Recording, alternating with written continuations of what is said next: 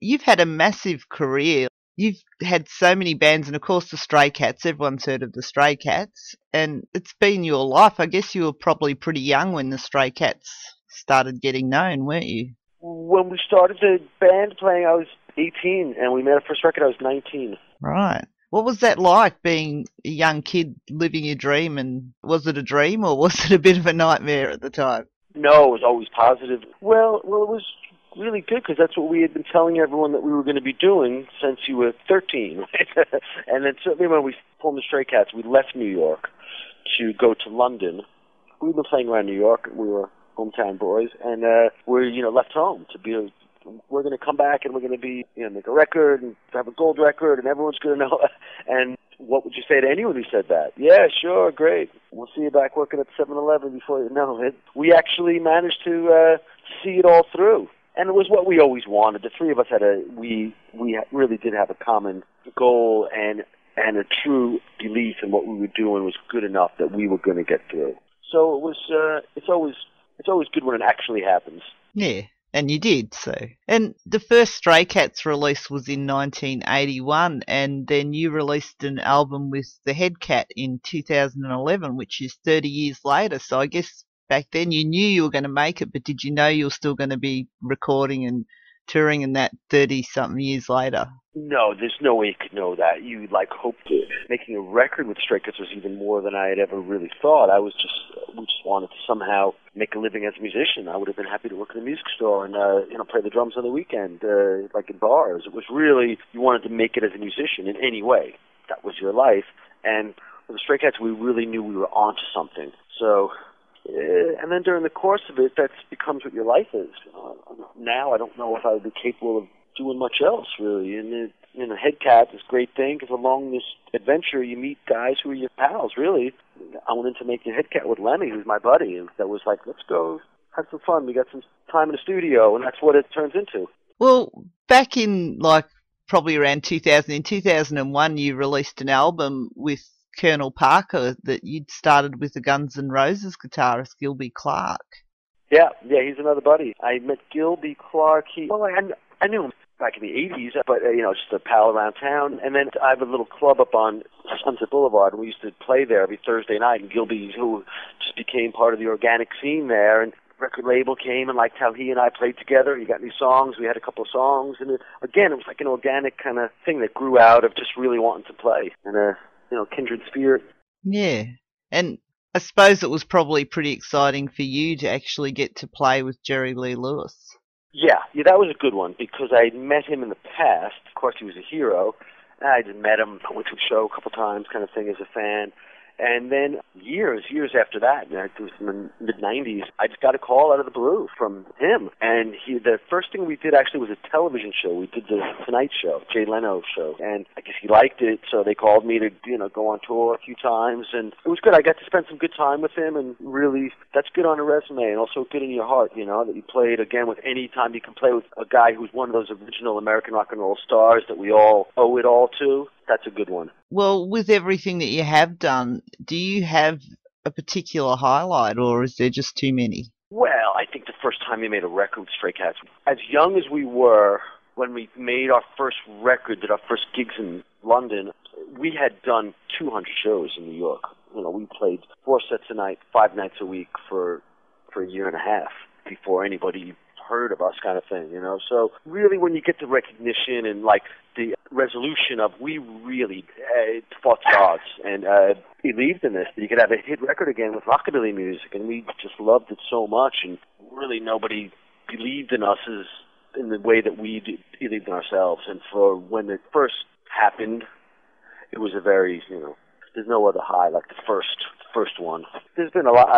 I like playing every time I play, but certainly when the Stray Cats kind of cracked it and were seen as equals by our heroes, really. And that, I think, is the topper. When we first heard the song on the radio for the first time, and we really did this. We were all in a car together and driving to some gig, of course, and we did it. Yeah. Well, you are actually going to head down to Australia for a tour. Is this your first visit to Australia? You've been here a few times. I've been there, 10 times. All right. So you like it down here then? Yeah, and They love the music. It's a place where we've gone there. We went there the first time in 1981 to Australia. It was on the first album we were there, and there 2010 I think was the last time with the Stray Cats, and I went there on a tour. And last time was 2012, I think. Right, on your own. Yes. This tour you are performing as a solo artist, but I suppose you are bringing a band out with you. Yes, I have Tim Polecat from Michael the Polecats playing guitar with me, and an Australian guy named Dave Bean, who played an Australian band, plays an Australian band called Casino Rumblers. He's a guy who's on bass, and he happens to be Aussie, and it's perfect. Yeah. You will be joined, of course, by Fireballs. Are they actually an Australian band? Yes, I think they're kind of an Australian rockabilly band. A lot of the fans are very excited about them being on the bill. Right, yeah, I don't personally know them, so I'm going to have to look into them. But you will be hitting Australia for your first show on the 6th of June in Queensland, and you've got 3 shows in Queensland, and then you've got one in Sydney at the Factory Theatre, and of course then Melbourne at the Ding Dong Lounge on the 12th of June, which I'm looking forward to, and actually even going to Tasmania after that, to Hobart. My first time there, yes. Your first time? Well, good on you for going there, because they miss out on so many national tours. I just did an interview with them. They were so excited. I think it was a guy and his wife had a radio show there. They were so excited. Yeah, a lot of people say they're touring the whole country, but then they leave Tasmania off. It's like, well, almost the whole country. Oh, I'm sure there'll be one more flight. The day of the flight, I'll be regretting it. But right now, I'm still happy about it. No, well, actually, June, yeah, it's going to be cold.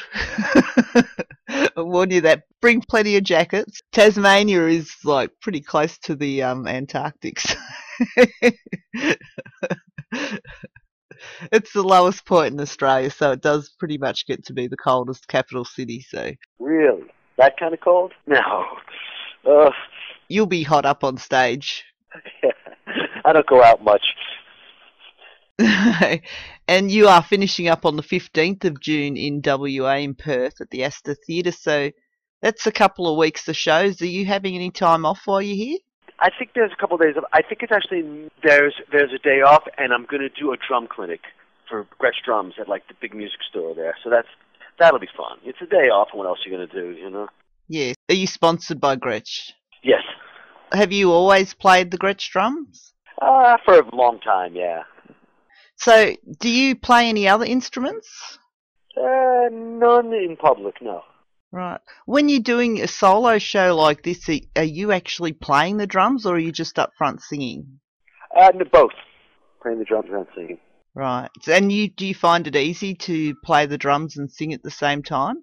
You know, it took a little learning, because for so many years I was just a drummer, you know. So to do a whole thing, carry it and sing, yeah, there's a certain, like a little skill set that you got to learn.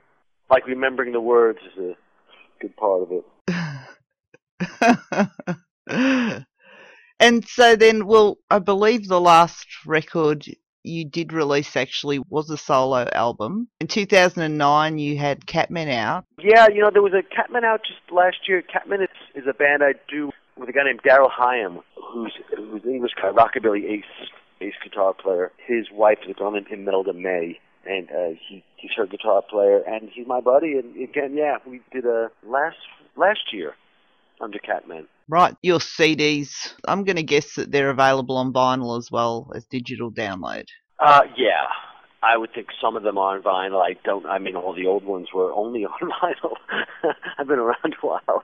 I do know that actually Headcat is available on vinyl, because someone licensed it on vinyl, and they sent me a little box of them. So Catman, I'm not sure, but I know Headcat is, yeah.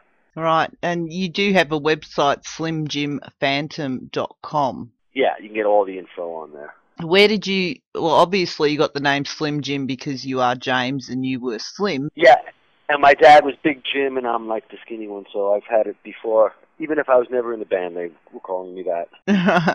What about the Phantom? Was that because you were hiding back on the drums? It was more about the comic book character. I liked him. And it was in the punk rock days, everybody had to be vicious or idle or rotten, and so I was a mysterious comic book character who played the drums. Well, it was a lot more theatrical back in the 70s for bands and that, wasn't it? I think so. Yeah. Now it's the it's the anti-rock star. He's supposed to be normal. It's a good thing I'm not starting out now. I wouldn't have been able to. Part of the fun was just to be able to change the name and be a little outrageous. Yeah, just take on those characters and have fun with it. When you're performing now, I suppose, though, we still get a sense of that in your shows. Oh yeah, I'm like my character. Yeah, so they're gonna get what they like, what they've known to grow and love, for sure. What about when you're not Slim Jim Phantom? Do you have any other pursuits that take your passion? Not really. I like the same stuff that I always did. Old cars and playing music with my pals and baseball and rock and roll. Same stuff I've really always liked. Kind of maybe you choose a certain life so you can keep doing the things you like. And I never got a pilot's license or surfing or anything, unfortunately. Yeah, you do have a son. You were married to Brett Eklund for a few years, and you've got a son. Yes. Is your son a musician? Yes, he's a drummer. He's much better than me. He's really good. He's a really good rock drummer guy. All right. Has he got his own band? Well, he's one of those kind of drummers that's in like 5 bands and works different nights of the week and goes into the session, and he's like drummer guy. And I was lucky. I kind of met the other two. They were in my school, and we had one played the bass and one played the guitar and played the drum. We were all from the same neighborhood. It is difficult finding people that you really click with in the music industry. So yeah, it is lucky when you get that formula right early, isn't it? Oh, it's the hardest thing in the world. Sure, that's it. Yeah, and we were very lucky. We knew each other since we were children, really. Yeah, it's very hard, and that's the thing I'm the most fortunate for. So I met the other two when I did. Yeah. Do you work with them at all anymore? Sure. Yeah, we're there. We get together in a few years, and there's kind of rumblings lately. I did a tour actually with the singer, with Brian. We came to Australia in 2012. I did a tour with him. So yeah, everyone stays in touch. And you're like brothers. Well, yeah. I don't know how close. There's like a bond there. Yeah. And if people do want to find you on Facebook, I'll tell them they can look up Slim Jim Phantom, or you are official SJP. Yeah. But people should go to slimjimphantom.com anyway, because all your details are there for the tour. Yeah, that's kind of the best way, really. Yeah, your social media links, and you've got all the artwork for your upcoming tour as well, and people can go and buy your music. Yes. I'll quickly give out, you'll be arriving on the 6th of June in Queensland at the Racecourse Hotel.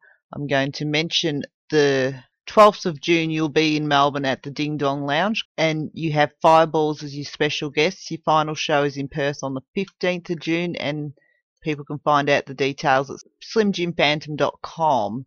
And is there something that you want to say to the fans about coming out to the shows or anything? Well, I'm just happy to be coming to Australia again, and I go there because they want it. I don't feel like I'm imposing on anybody. They want me to be there, and the whole idea still, 100 years later, that I'm traveling to these fantastic places still blows me away, and I'm still excited about it. Great. Thank you very much. It was very exciting to talk to you. You've done so much. My pleasure. They could have given me an hour and 20 minutes, but they didn't. They only gave me 20 minutes. I've already gone over that by a couple of minutes now, so all good. I will let you go. And I look forward to seeing you at the Ding Dong Lounge on the 12th of June, and have a good trip, and I hope the tour goes really well. Come back and say hello. Thanks a lot. Thank you very much. Bye. Good night.